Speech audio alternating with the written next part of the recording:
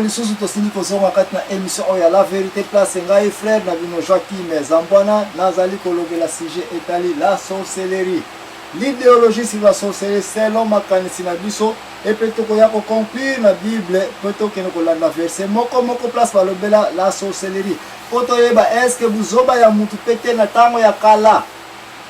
Est-ce que manque à retard ya manque à connaissance ya mokili pete na tango ya kala etinda ki batu ya kala piba kende ko croire na babiloko ya la sorcellerie qui est l'idolâtrie. Okoya komona ete batu batantaki ko se protéger contre des forces supérieures oyo bazalaki ko kansete yango mzali cause ya ba difficulté bazalaki ko yanga yango. Neti ya kana mikolo yo crise mondiale ezali ko beta biso nyonso. Bao bazali na avance na pays développé basi ba mona yango déjà que non à une certaine période de récession ekoya qui est crise ekokota.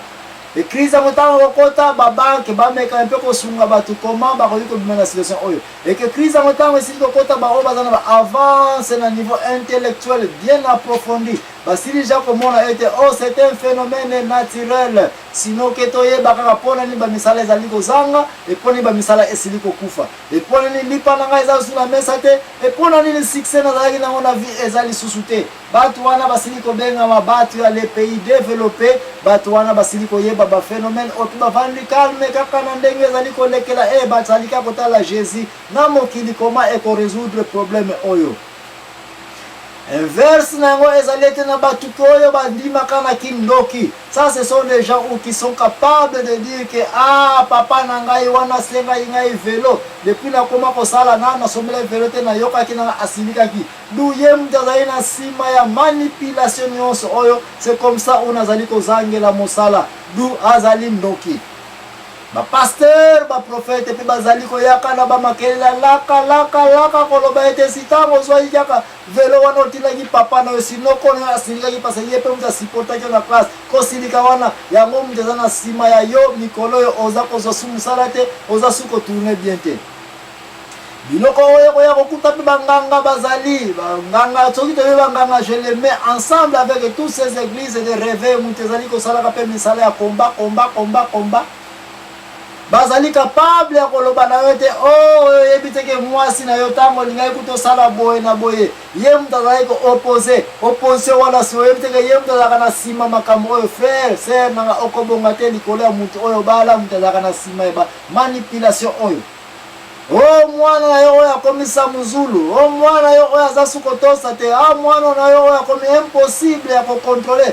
Oyebite he to tambolaki papa wana amona ki deja ndako na yo to pesa ki kombo atala ki makambo yango amona kete mwana na wana sio mto mona ke mwana asi akoma deja mu butu ndoki yango na ko mona komi incontrôlable.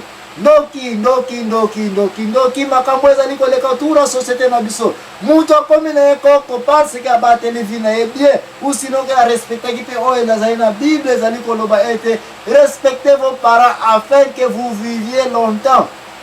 Ya mwana mutu akomi na ekoko ya mwana mutu akomi na epe na maajo akomi ke makasi ezali kaka tundelo yo me na ba communauté na biso na ba place oyo tozali na ba pasteur banganga bato bazali ko croire na ministère ya sorcellerie baza capable ya koloba ete azali ko kufa te parce que a remplacer ka vie na ye na ba jeune o baza ko kufa na balabala. Si j'ai qui nous dit si j'ai un son pour nous continuer à croire dans la Bible, sinon que nous comme na point pour démontrer est-ce que qui nous ezalité mais tous en côté la application idéologie dans la société na biso. Bisika on a comme on a été même un président zali ko tambla na banganga na pembeni pour na protection na contre les bandos qui peuvent ya attaquer na butute. Et ces pasteurs là, et ces prophètes là, et ces nganga là, on va ko jouer rôle la protection. Donc ya ko tala na Bible place Nabucodonosor yepe engagé qui une équipe de kosangisa na basali nzambe na ba magicien na ba wabenga ba sorcier na ba wabenga ba voyant ba ya collège nous on a travaillé pour na équipe de nuit na yo qu'on fait toujours la nuit pendant que la nuit pour na ba obasili ko yeba butu na moyo hini aucune différence nzamba sala ki mabele moko kaka eloko moko aloba kitika na kabola akrei butu te akrei pe moyo te jamais nzamba créa moyo na butu. Mais Nzambe aloba ki bien avec l'obscurité. Mais tikana baksa un panneau une lumineuse pour épaissir éclat, clarité na mabele. Poete muta kwa komona moi muke na butu ndeko kabola butu na mohi. Mais en réalité, Dieu n'a jamais créé la nuit ou la journée comme élément moko très différente. Nous ba différent non. Mais ba to ko miko profiter ko croire te butu bando ki ba pumboka. Alors que butu na baba sali cours physique. Boye bien très bien. Que seulement ce manque de fréquence c'est l'homme de ça la ke butu et comme butu. Biloko nyos na moyo za kala onde yemoko na butu pende yemoko. Me ba to zo kanza ke butu eza ngonga ya bandoki. Biloko yo to ko débattre mo yo pasteur yo prophète ya kibokolo ya village na biso. Pour prouver biso soki ya solo. Na mokana nzambe place otangele balobele kindoki yango soki yango penza mutu oza koprofisa ka oye matisio ngenge boya na kotela bino maboko boya ngamna kaka bandoki na ville oyo bamususu kutu nsoni ezalite de grands pasteurs qui peuvent être appelés banzembo na bango bakomposo na banzembo wena kota oh mboka oyo bandoki bakauki bango nyonso parce que bazoko zwa suba cha kolia te. C'est comme si kindoki est comme une aventure jamais vue à niveau imbécilité qui ne peut pas exister sur cette terre. Ok, nous avons biloko esprit ko compagnon ko vimba ya nzoto na yo. Qu'est-ce que ça a à voir? Mais banzembo weza koteka ma muntu pas zimbongo ne pena god na poche na atie azape ko saka ba voyage ne partout au monde. C'est moi le grand pasteur, le compositeur de ces chansons de bandoki. Biloko oyo ok ne musika te to kolobela yango. Mais sinon que awa to komi na point ya ko toucher ka eloko moko. Batu oyo bakondima kana kindoki. Peu importe ozali nani, baza batu moko bazalaka toujours distrait na une certaine protection bazako welela. Okokuta bango na babiloko ba amulete, bakolata babiloko na kingo. Okokuta bango na ba prière na bango sorte ba prière toujours orienté na ndoki. Pendant qu'ils pouvaient bien prier na ministère évangélisation de partout au monde. Recommandation pour le Yesu. Théa bango sango malamu. Bénissez-les, baptisez-les au nom du Père, du Fils et du Saint-Esprit. Mais batu bazali ko matana bango ya ba jeune et prier toujours sur le ministère de combat. Oyo ezali provoquer na ba mbaze ba nyei ya ba oyo ba wese na bango ezangi faux sceptique. Ba wese wana ta bazali ko tombo mamba mai za okena ba quartier.